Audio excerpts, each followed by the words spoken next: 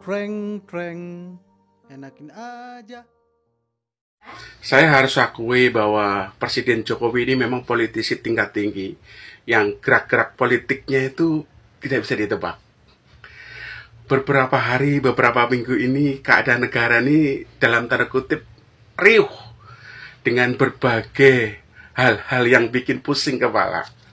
Oke, saya akan mengungkap sedikit peribahasa yang sering kita dengar. Bagaimana cara menangkap ular sih? Cara menangkap ular adalah gampang. Jangan tangkap ularnya satu persatu, tapi bakar semak belukarnya.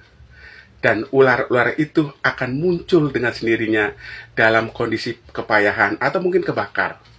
Itu adalah ungkapan peribahasa yang menyentil siapapun yang bersikap ular. Tapi ini peribahasa enak sekali kita dengar yang sering ada di masyarakat. Oke, saya tahu bahwa sepak terjang Jokowi ini benar-benar tidak bisa ditebak. Ya, saya tahu Pak Jokowi ini banyak ya dalam tanda kutip musuh laten yang tidak bisa terdeteksi. Kita tahu bahwa dalam dunia politik itu kawan bisa menjadi lawan, lawan bisa menjadi kawan. Berbagai tindak tanduk Jokowi itu menjadi sorotan berbagai media, ya. Apalagi dikawal pas pampres, pasti tidak segampang melenggang jalan kaki seperti manusia biasa. Pak Jokowi tahu bahwa banyak musuh-musuh politiknya yang tidak bisa terdeteksi. Maka jalan satu-satunya adalah dia harus menangkap ular dengan membakar semak belukarnya. Apa cara yang dilakukan Pak Presiden Jokowi? Menurut versi saya adalah satu, Bapak Presiden Jokowi memberikan statement yang bikin riuh perpolitikan menjelang Pilpres, yaitu statement tentang presiden dan wakil presiden itu bisa melakukan kampanye, yang sejatinya adalah terdapat dalam undang-undang tentang pemilu. Kemudian hal yang kedua untuk membakar semak belukarnya adalah Bapak Presiden Jokowi ini membagikan sembako di depan istana. Dan yang ketiga, Bapak Presiden Jokowi itu melakukan makan bakso bersama di Magelang bersama Capres 02. Walaupun sejatinya itu dalam posisi adalah sebagai menhan. Tapi karena Capres 02 itu melekat pada diri seorang menhan, jadi publik menyangka bahwa Pak Jokowi sedang makan bakso bersama dengan Capres 02. Walaupun sejatinya Pak Jokowi sedang makan bakso bersama dengan menhan. Itu kurang lebih 3 cara membakar semak belukar ala Presiden Jokowi. Apa akibatnya? Yang pertama adalah berbagai macam statement, berbagai macam anggapan yang ramai di media sosial bahwa Bapak Presiden Jokowi adalah berpihak kepada salah satu capres. Kita berpikir secara logika. Namanya seorang presiden itu serba susah. Kenapa? Posisi presiden itu melekat 24 jam. Jadi kalau misalnya Pak Presiden Jokowi misalnya mau ngobrol sama Pak Menhan, pasti publik menganggap ya Pak Jokowi adalah sedang ngobrol bersama Capres 02. Karena jabatan publik itu adalah melekat 24 jam. Nah, ramai statement dari Pak Presiden Jokowi itu menyatakan bahwa Pak Jokowi itu mulai berpihak. Pak Jokowi itu mulai membuat demokrasi semakin kacau balau, bla bla bla bla bla bla. Ramai sekali. Akhirnya muncullah statement. Ya, muncullah statement, muncullah tagar asal bukan 02 di media sosial. Muncullah gerakan petisi dari petisi Bulak Sumur UGM sampai petisi Universitas Indonesia.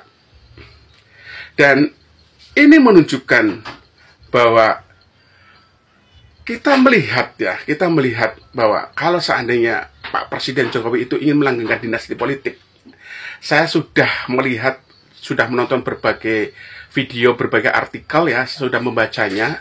Ternyata Gibran Raka Buming Raka itu sebenarnya bukan capres yang diharapkan Pak Jokowi. Ini membuktikan Bapak Jokowi itu tidak ingin melanggengkan dinasti politiknya. Karena apa? Pada dasarnya konon informasi itu bahwa Pak Prabowo itu ingin disandingkan dengan Bapak Erick Thohir. konon ya. Tapi kenyataannya dalam berbagai artikel, dalam berbagai video, justru Gibran ini tujuk langsung dengan Prabowo. Dan tentu sebagai seorang bapak ya, bukan seorang presiden, Pak Jokowi yang mengamini namanya bapak. Saya sendiri kalau misalnya saya punya anak dicalonkan bupati, seneng. Padahal itu bukan harapan saya. Itu adalah sebagai manusia. Tapi karena melekat 24 jam seorang presiden, maka seakan-akan masa seorang presiden, tolong jangan angkat anak saya jadi cawapres, saya nggak suka. Kan nggak mungkin. Ya karena setiap keluarga itu ingin anak-anak itu sukses dalam karir politiknya atau dalam sukses dalam bisnisnya, tentu kan seperti itu. Jadi kalau misalnya sudah diangkat Gibran jadi cawapres, ya sudah, mau gimana lagi. Nah, kemudian namanya juga bapak, masa bapak itu gak mendukung? Sebagai manusia kan mendukung, cuma sayangnya bapak itu melekat pada jabatan publik sebagai presiden, jadi tidak bisa dipisahkan. Inilah yang membuat kontroversi. Jadi kenyataannya, faktanya ini bahwa sebenarnya Gibran itu bukan keinginan Jokowi, tapi keinginan Prabowo. Kenapa Prabowo? Saya sudah membaca, sudah membaca berbagai artikel. Saya juga menerka kenapa Pak Prabowo memilih Gibran. Saya sendiri menerka bahwa Pak Prabowo itu akan memilih Yusril Iza Mahendra. Karena pakar hukum ini akan melawan Pak Prof Mahfud. Jadi seimbang, biar relevan. Tapi saya berpikir bahwa visi misi Indonesia Maju, Indonesia Emas itu adalah digadang-gadang dari 02. Nah, kalau Indonesia Emas ini kemudian tidak ada wakil dari generasi muda, itu adalah nonsen. Ini adalah program nonsen. Makanya Gibran yang belum genap 40 tahun itu nanti dijadilah cawapresnya. Ini sebagai cikal bakal atau dasar bahwa generasi muda Indonesia itu bisa berkompetisi di ranah politik. Dan ini sebenarnya keuntungan ini bukan hanya untuk Gibran. Mungkin nanti bisa untuk anaknya yang menjelek-jelekan Jokowi. Kalau misalkan bagus, mungkin bisa. Jadi kenapa kita sebagai manusia Indonesia tidak berpikir panjang? Itu masalahnya. Jadi ini adalah trik Presiden Jokowi itu adalah membakar semak belukar. Kemudian dengan adanya Jokowi itu membakar semak belukar, muncullah tadi yang saya katakan petisi Bulak Sumur. Akhirnya muncul. Kenapa nggak dari dulu? Kalau memang menyuarakan tentang demokrasi yang berbelok, kenapa nggak dari 2 tahun, 3 tahun yang lalu? Kenapa baru sekarang? Kenapa baru menyuarakan? Dan yang unik, berawal dari kampus Bulak Sumur, di mana Capres 01 dan 03 adalah alumninya Universitas Islam Indonesia Yogyakarta, yang notabene adalah tempat di mana Cawapres nomor 3 itu mengajar. Silakan Anda telaah. Kemudian saya coba cek semua akun-akun yang tagar asal bukan 02 kemudian kampus bergerak. Itu rata-rata adalah memang hampir 100%, saya hampir 100% adalah akun-akun pendukung 01 dan 03. Dan lucunya ada akun-akun yang baru netas. Jadi memang ini dirancang memang ya seperti itulah. Anda pasti tahu. Jadi membakar semak belukar ala Jokowi ini akhirnya terbukti. Dan yang lucu, setelah Pak Jokowi itu bagi-bagi sembako di depan istana, saya kadang-kadang berpikir juga kok istana bakal bagi-bagi sembako. Saya menelaah secara pribadi.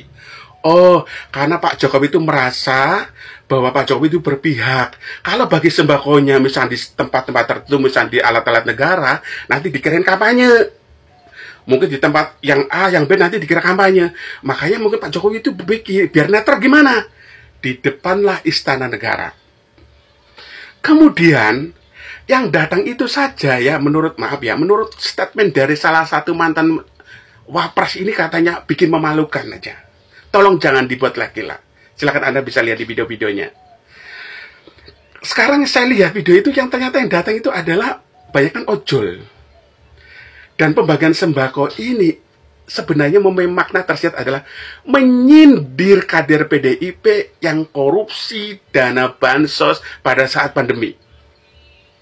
Silakan Anda cek siapa pelakunya.